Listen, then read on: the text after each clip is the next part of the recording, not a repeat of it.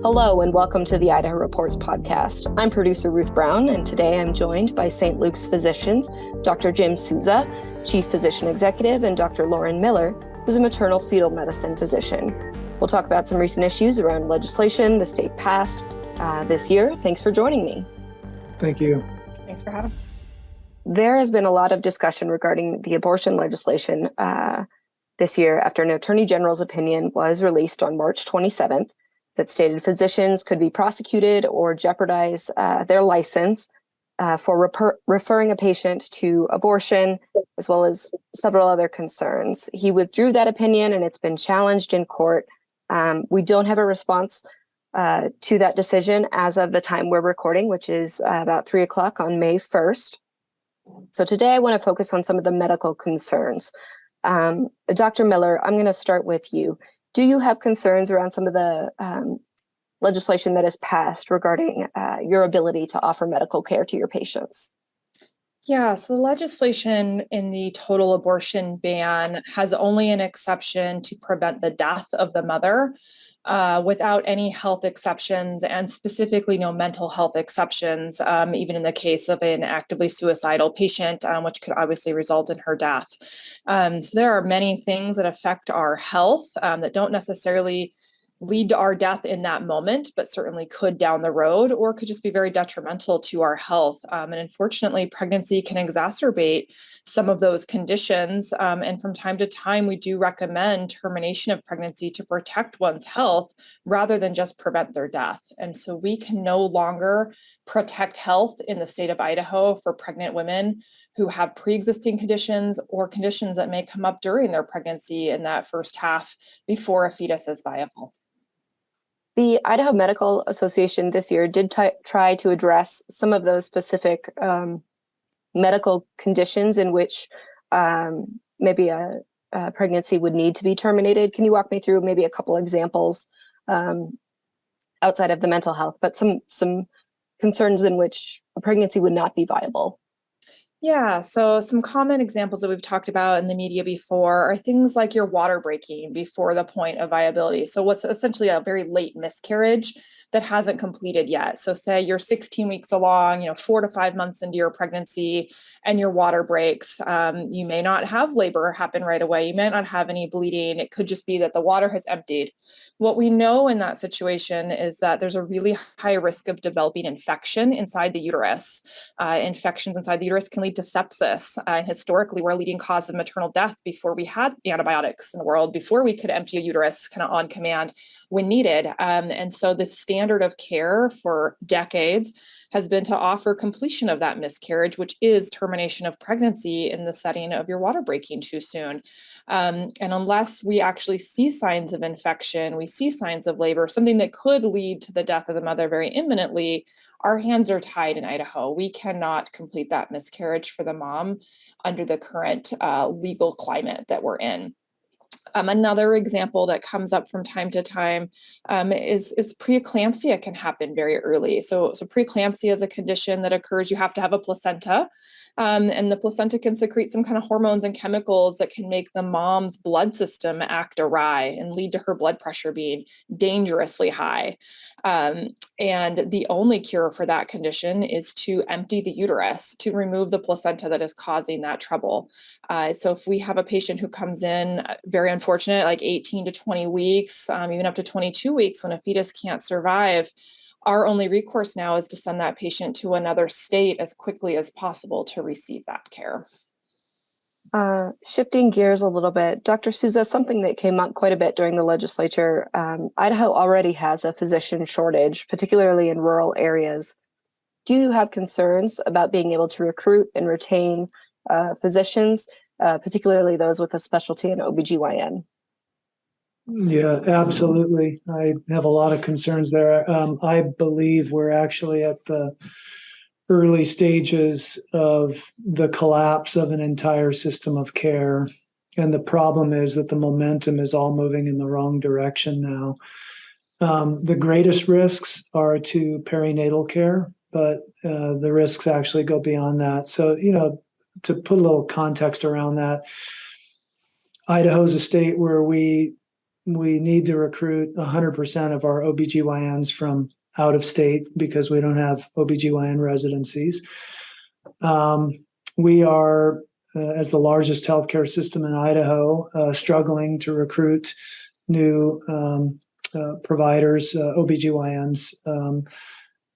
More than this, we were already number 49 in terms of the resources we have. And as I suggested, the momentum for folks to leave and choose to go elsewhere is accelerating. At the time of this conversation, we've lost roughly 40% of the maternal fetal medicine specialists in the state. And we'll lose all of the female maternal fetal medicine specialists in the state. And the maternal fetal medicine docs, for those who don't know, they're sort of like the safety net for perinatal care. They are the specialists who care for the most complicated perinatal problems, and Dr. Miller is one of those talented people.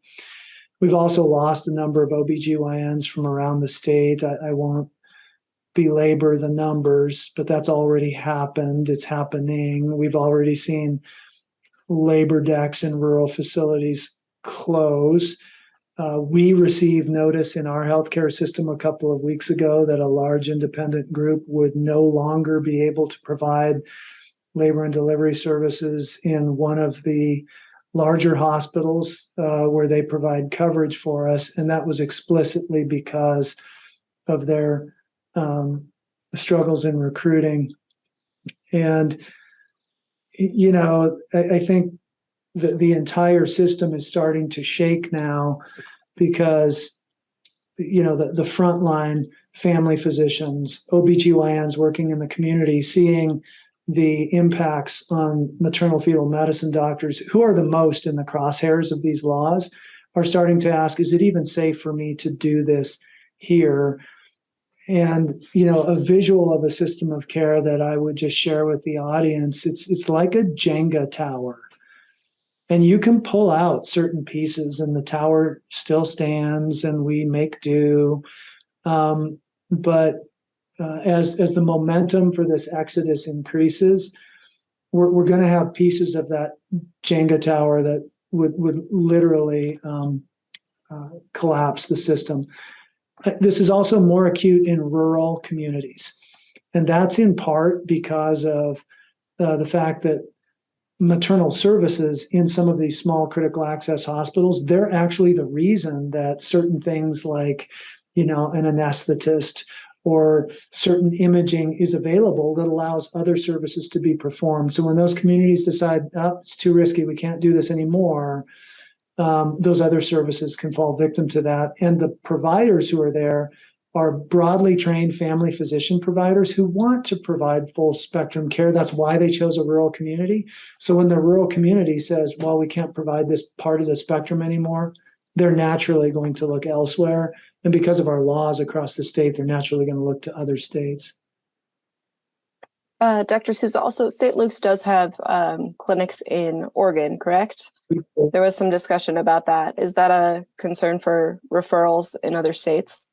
Well, when the Attorney General put out his opinion, it just exacerbated, the root cause of this problem of lack of clarity and fear. I mean, our doctors are operating under this idea that life and death are these juxtaposed either or decisions instead of what everybody knows. Life and death are at the end of a scale with health in between. And the sooner you act to preserve health, the more likely it is it shifts toward life. And the later you act to preserve health, the more likely it is it shifts to cause death. And under that lack of clarity and the fear of the criminalization, what our providers at least had was, well, we can always phone a friend in another state where all of these services are legal. It's very clear what the standard of care is. So this communication about, well, you can't maybe do that was incredibly jarring. And I believe it was the straw that, broke the back of some providers deciding to leave. Dr. Miller, the state legislature, that is, has let the Maternal Mortality Review Committee expire, meaning there will be no infrastructure in place to collect data on the negative health consequences regarding women who've died after recently giving birth or while pregnant. What kind of a concern and a problem does that present for your field of medicine? It's a huge step backwards. We were already one of the last states to have a maternal mortality committee. These have been in place in other states for over a decade, if not longer in other places. 49 states have formal review committees. And so now we are one of only 2 who do not, because that was the number before we stepped down from having it. They are the pinnacle of having knowledge of how to act, right? It's how we learned historically that seatbelts are safe, right? We learn from experience of looking back at how people have died over the years, right? And we implement these things. And without looking at what is the root cause of deaths for our mothers in this state, we don't know how to put in place public health initiatives to solve those problems and prevent death. Knowledge is power. And so this was really disappointing. It's essentially a budget neutral committee. It's volunteers. It's a very small line item amount just for a little carve out of support for the Department of Public Health to run this committee, but all of the professionals involved in it volunteer their time. I have volunteered on one in another state where I formerly worked, and it's very meaningful work. The providers would absolutely continue to do it pro bono. It was really a no-brainer to continue it, and a huge disappointment in our state's ability to be forward-looking towards the future and not trying to go back to the 1800s. Where does Idaho stand as far as our rate of maternal mortality? I believe in the last report, we were above the national average. Could you speak to that at all?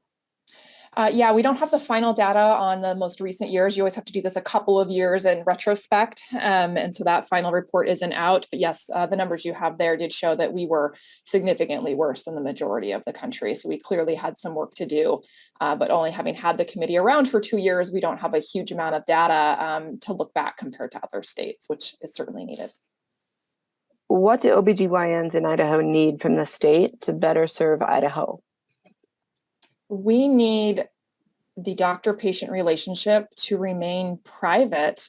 These are personal decisions, and whether we're talking about abortion or if we're talking about gender-affirming care or one's decision to have a vasectomy, all of these are personal, private things that should not have government interference, let alone fear, put into the position of making these decisions for what's the best plan for your family.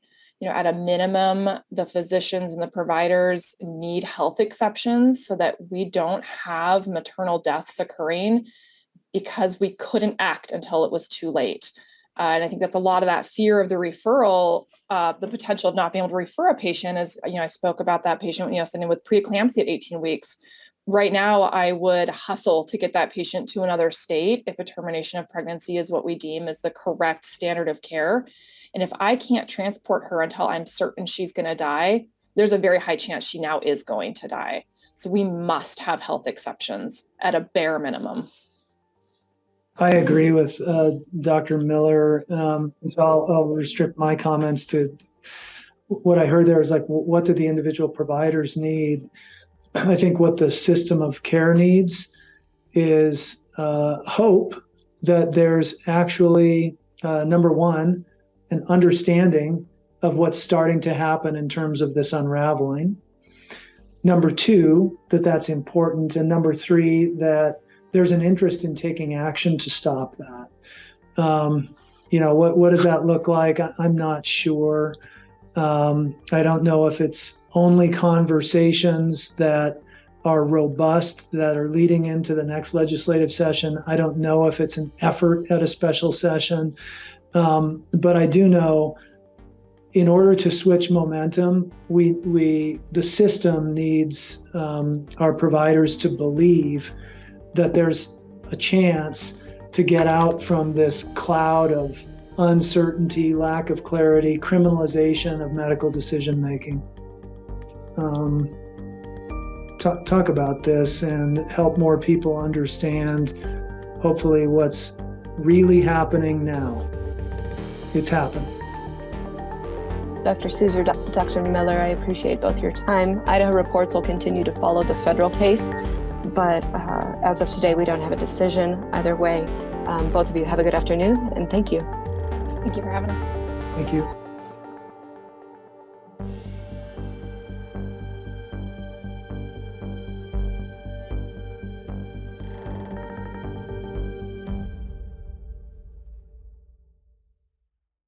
Presentation of Idaho Reports on Idaho Public Television is made possible through the generous support of the Laura Moore Cunningham Foundation, committed to fulfilling the Moore and Bettis family legacy of building the great state of Idaho, by the Friends of Idaho Public Television, and by the Corporation for Public Broadcasting.